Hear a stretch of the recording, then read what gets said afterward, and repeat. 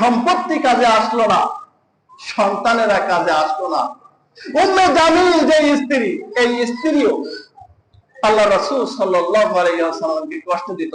আল্লাহ পাক রব্বুল আলামিন বলেছেন, আমরাতুহু হাম্মালাতাল হাতাব, তার স্ত্রীও যে ইন্ধন বহন করে, সে কাটা এনে আল্লাহ রাসূল সাল্লাল্লাহু আলাইহি ওয়াসাল্লামের চলার পথে রেখে দিত, যাতে আল্লাহ রাসূল সাল্লাল্লাহু আলাইহি ওয়াসাল্লাম বের বলে ওই হুজুরকে পড়ে যায়, তিনি যাতে কষ্ট পান, তার শরীরে যেন কাটা বিঁধে যায়। শুধু তাই নয়, এর আরো একটু অর্থ, তিনি গ্রামে গ্রামে ঘুরে মানুষদের মাঝে ঝগড়া লাগিয়ে দিত। এর গোপন কথা ওর কাছে, ওর গোপন কথা ওর কাছে, বানায়া বানায়া মিথ্যা বলে বলে মানুষদের মাঝে ঝগড়া লাগাইয়া দিত। কি করত? মানুষের মাঝে ফাসাদ সৃষ্টি করে দিত। এই ধরনের তার স্বভাব ছিল। এরকম স্বভাব মনে হয় আমাদের মাঝে কারোর নাই। আছে নাকি আমাদের মাঝে? যদি থাকে আজকেরই পরিত্যাগ করতে হবে। কি করতে হবে? পরিত্যাগ করতে হবে। দেখুন তার পরিণতি কি। আল্লাহ রাব্বুল আলামিন বলেন, ফি জিদিহা হাবলুম মিন মাসাদ, তার গলায় খেজুরের পাকানো রশি থাকবে কিয়ামতের দিবসে। কিয়ামতের দিবসে এই আবু লাহাব যে জাহান্নামে থাকবে, শাস্তি স্বরূপ এই তার স্ত্রী যেহেতু আল্লাহ রাসূলকে কষ্ট দিয়েছে, এই তার স্ত্রীর শরীরেও থাকবে আগুনের রশি।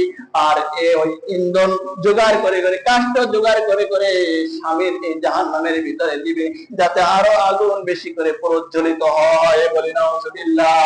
এই দায়িত্ব থাকবে কিয়ামতের দিবসে এই উম্মে জামিলের, তার স্ত্রীর। এর মৃত্যুটা কিভাবে হয়েছে?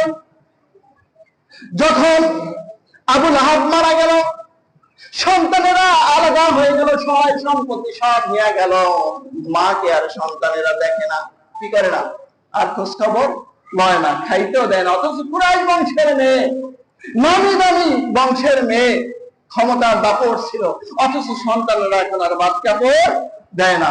উপায় না পেয়ে মক্কার অদূরে জঙ্গলে গিয়ে কাঠ কাটতো, লাঠি সংগ্রহ করতো, এটা মক্কার বাজারে এনে বিক্রয় করতো।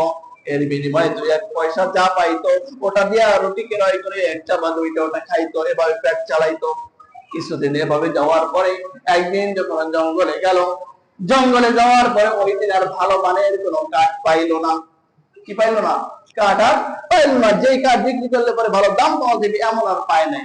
তো একেবারে ফিরে আসবে, চিন্তা করলো ওই যে ছোট ছোট লাঠি আছে ওগুলো কিছু পুড়াই, ওগুলো কিছু পুড়াইয়া ভালো করে আটি বাঁধছে পাহাড়ের উপরে, জঙ্গলের ভিতরে ভালো করে আটি বেঁধে এটা মাথায় নিছে।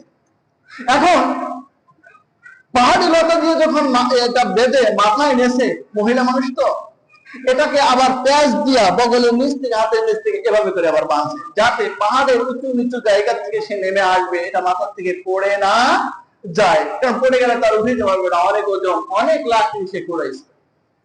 এটাকে যখন পাহাড়ের সাথে ঠেকিয়ে পিঠে বাঁধিয়ে এটাকে মাথায় উঠালো, মাথায় উঠাইয়া যখন ওখান থেকে নিয়ে পাহাড়ের পাদদেশে দিকে রওনা দিয়েছে, উদ্দেশ্য হলো মক্কার বাজারে যাবে, ওখানে এটা বিক্রি করে যদি একখান রুটিও হয় আজকের অন্তত খায়া পেট চালানো যাবে, বাঁচা যাবে।